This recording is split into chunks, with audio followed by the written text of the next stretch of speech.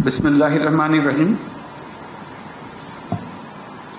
Commandant, welcome to our office and congratulations. Congratulations for completing your academic subjects that you attended the course for. I take this occasion to say a few words beyond the written speech I'm supposed to deliver. I feel it's a special privilege for me to get a chance to meet you and talk to you, and within an academic environment. That's where I spend all my life, academic environment. So I feel very comfortable there.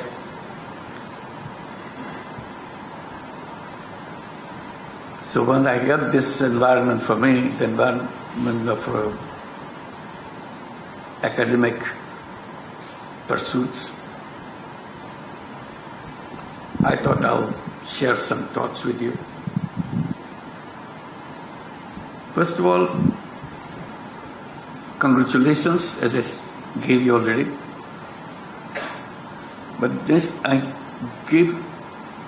extend this congratulations for another big reasons. Of all the courses people have attended in the past, you are a very privileged group of people who are participating in this course. You got something extra. While you are here, you saw something which is unique in the world. Young people of the country revolted. Rebellion. They want to see a new Bangladesh for themselves. And it happened right in front of your eyes. It's not textbook. It's not a video. It just happened in your neighborhood. You are witness to it in every second. So I'm sure lots of ideas pass through your mind.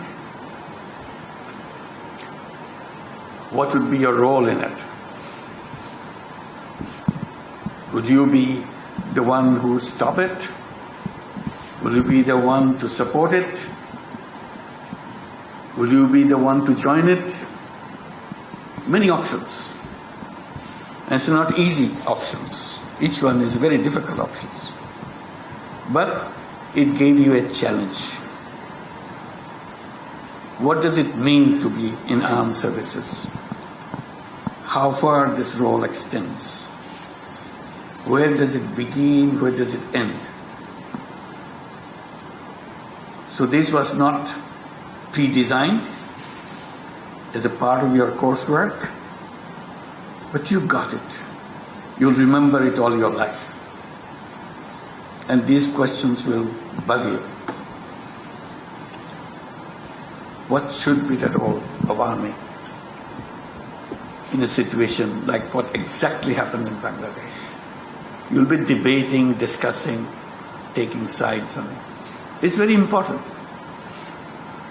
Because these young people are not politicians. They were not kind of pursuing some political goals. They just wanted to have a new country for themselves. This country was unbearable for them. And they felt it very strongly. And they showed it by giving their life for it, to create that opportunity. So this is a challenge, and I'm very happy that you could have in this course representative from ministries and also our guests from other countries. You're welcome. We're very happy that you could participate here and see the situation that took place in Bangladesh right when we were here. Army is not a new thing. It's as old as human being on this planet. It took shapes of different kinds. It has created own norms. But all the while we fight, we kill each other. And most of the time we do it in the name of peace. We want peace. That's the goal. That's why we sacrifice ourselves to achieve peace. It always bugged me as an individual. Why do you have to have war to have peace? Is this the only way to get to peace? But we commit ourselves in every day, in all our pronouncements, all our philosophies. We want peace. Peace inside the country, peace between the countries, peace globally. And you swear by the word peace. And then we prepare for war. I thought it's a big mismatch. We want peace, but prepare for war. Should it be something different? It's always worried me to find that something different. Our focus is in war as a preparation for build peace. I thought this very strange way of looking at things. And I want to share with you as an individual thoughts. I'm not saying this should be something, the policy of the state or anything, but I recommend that it should be the policy of the state. It should be the policy of the world. And since I get this occasion in a kind of academic environment, I thought this is a good chance for me to share with you. I find it extremely funny. Every government in the world has a defense ministry. Literally, it's a war ministry. That's where everything happens. There is no peace ministry. None. If your aim is peace, shouldn't you have a peace ministry? But instead, you have the war ministry. And you give everything to make it strong. Because your future, your country, your people need to protect themselves against attack.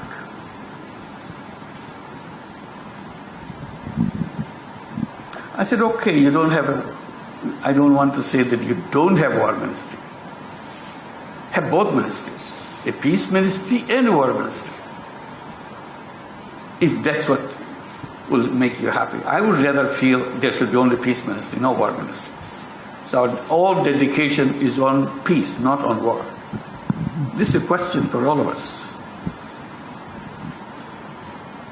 And not only that's the end of it, war ministry for every country, for every government. Defense ministry always attracts very large amount of money in budget. So not only you create the ministry, you put all the resources into it to prepare, to buy the most expensive equipments, buy the most expensive technology, everything, so that you don't fail when the time comes.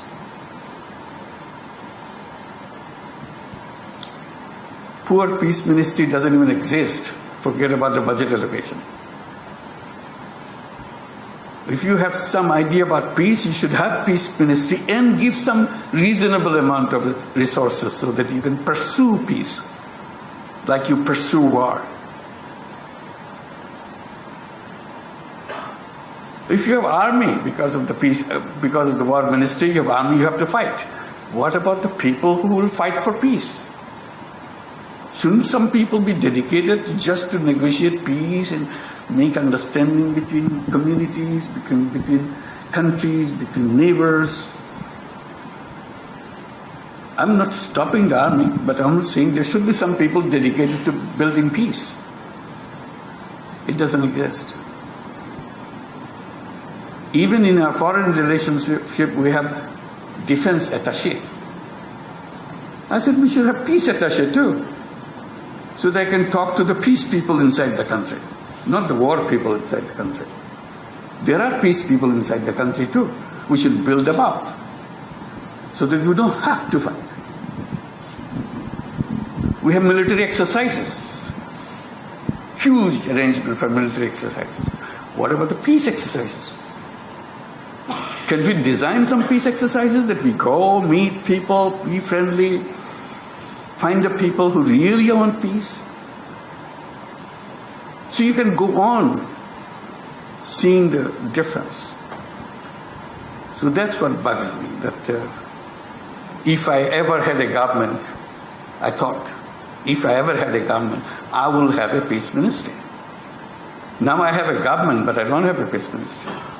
People ever shout at me if I even propose that, so I don't even talk about it. Since I get a chance to talk to you, so I thought I will unload myself by sharing that thought with you.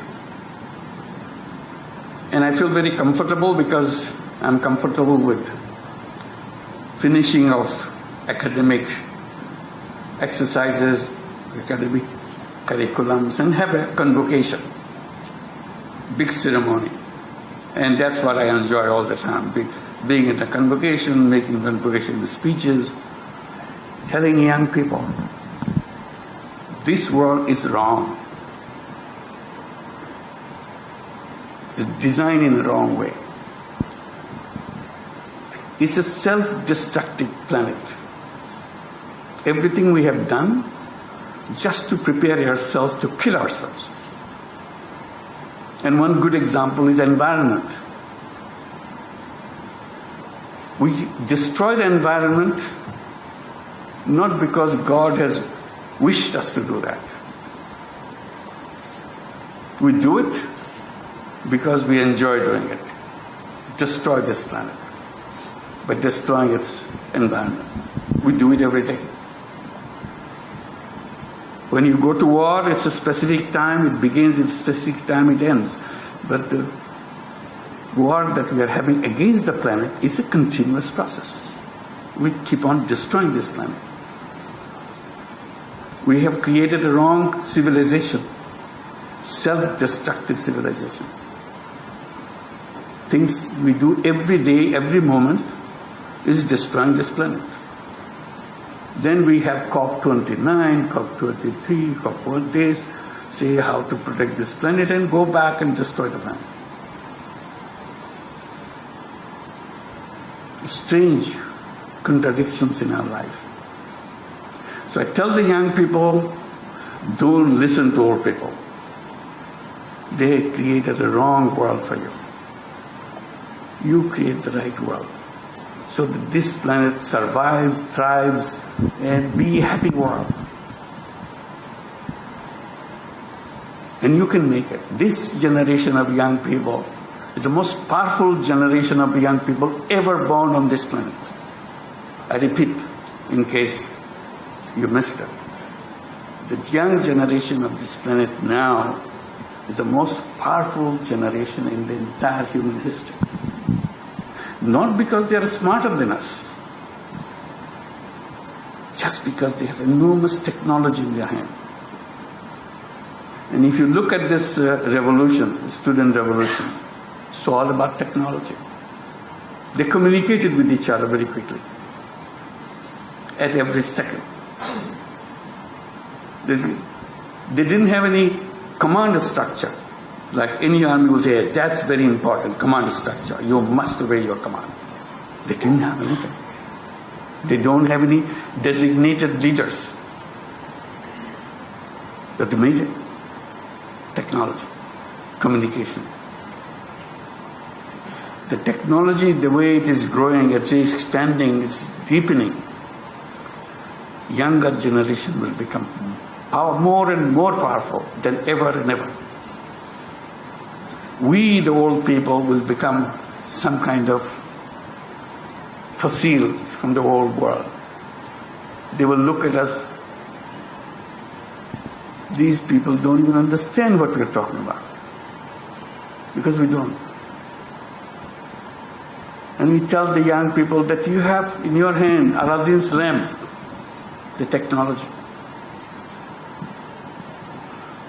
The Aladdin's lamp If you had the Aladdin's lamp, you never touched it, genie will never come. You didn't know that it is Aladdin's lamp, so you never touched it. I said, you be aware that you are the most powerful generation in the human history. Because if you are not aware, you will be just lying there just like any other human being. You will never do anything because you don't know. So you have to touch that Aladdin's lamp. Then the genie comes out and says, what can I do for you? I tell the young people, you are the genie. You ask yourself, what can I do for the world? And once you figure out what you want to do, you'll get it done because you have that power. Don't think that you are just like any other kid in school every other generation had. You are different. So that's what we are waiting for, our young generation to become aware that they are the genie. They can create the world they want. And what you have seen while you are here is just a little example of it. They didn't know what they want. The first day when they went to the street, they didn't know what they are looking for. They are looking for some small things. But suddenly they realized, no, we have to work, ask for big things. And they are pushed into asking for big things. And they started asking for big things. In the process, everything changed. That's where we are. So I hope these words will make you reflect on what we do, what this world is all about. Can we create the new civilization? And I keep saying, yes, we do. Yes, we can. Nothing is impossible for a human being. That's what the human being is all about. Nothing is impossible. All you have to do, make up your mind. If you make up your mind, it will happen. So I keep encouraging, particularly the young people, make up your mind. Figure out. Dream. Dream is the beginning of the change. Dream. And it will happen. If you dream, it will happen. If you don't dream, it will never happen. It's as good as that. So I hope these words will make you think and make you dream. Thank you very much. And I'll go back to my text.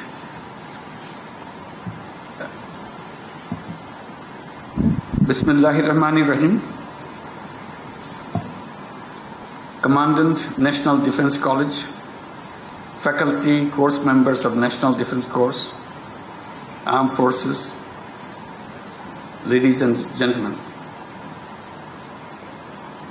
Today I'm truly honored to welcome you at my office.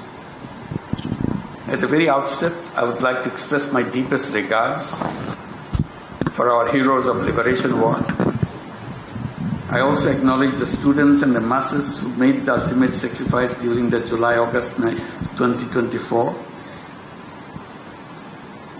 Their courage and sacrifice have laid the foundation for the freedom we desire for us. Distinguished guests, Bangladesh stands as a testament to the potential of a nation committed to peace, prosperity, and progress. In an era marked by unprecedented challenges and opportunities, it is crucial to acknowledge that the world is even more complex and interconnected, where tides of geopolitics, economics, security, and technology are constantly evolving. In such a situation, no nation can adapt alone. Thus, the need for a collaborative approach, not only across borders, but also within the nation's security apparatus, bureaucracy, and agencies. It is thus important for the senior officials of the state's administration and national security to be educated on various cross-cutting national issues. I am glad to know that NDC has been providing such higher education covering areas of national security, development, leadership, and policy making. I hope the year-long courses offered here to you, both national and international students, have enabled you to make a better understanding of national and multinational problem solving. I'm also very happy to note that this year 33 officers from the armed forces of 18 friendly countries have taken part in the National Defense Course. I believe this to be an acknowledgement of the quality of the education that NDC brings to bear. I congratulate the commander, faculty, as well as all members of NDC for this remarkable achievement. Dear course members, I extend my heartiest congratulations for your achievement in the professional careers as you are on the verge of completion of the courses. Your presence here today reinforces the principle that the nation's security and defense are not the sole responsibility of its military authority, but a shared responsibility involving the entire government and society. The military is fundamental to protect our democracy and national interests. I hope you will serve your country through promoting justice and emancipation for all. I would like to request you to continue your quest for knowledge, and I'm confident that through your leadership, you will provide fresh impetus to our quest for development. Dear course members from friendly countries, I especially congratulate you for participating in the National Defense Course in Bangladesh. I believe that you have passed a very enjoyable time and gathered valuable professional knowledge during your stay at the NDC. It is also important that you have added a wide spectrum of knowledge and experience and opinion during the course. It is expected that a sense of empathy and appreciation for Bangladesh has also grown in your heart, which will help you to act as our goodwill ambassadors at your respective countries. I hope that traditional Bangladeshi hospitality, friendship, and the bond of fraternity that you have grown shall sustain for long. Ladies and gentlemen, as you are aware, we are now going through an extraordinary time in Bangladesh. Such significant times require extraordinary people to rise above despite all obstacles and deliver. I hope that our Bangladeshi course members, upon return to their places of duty, comprehend this and use their newly found knowledge to rebuild Bangladesh as a nation of zero poverty, zero carbon emission, and zero unemployment. To conclude, I wish the continued success of National Defense College. I hope and wish that you will all end the course on a high note and continue your quest for knowledge in future days as well. Thank you very much.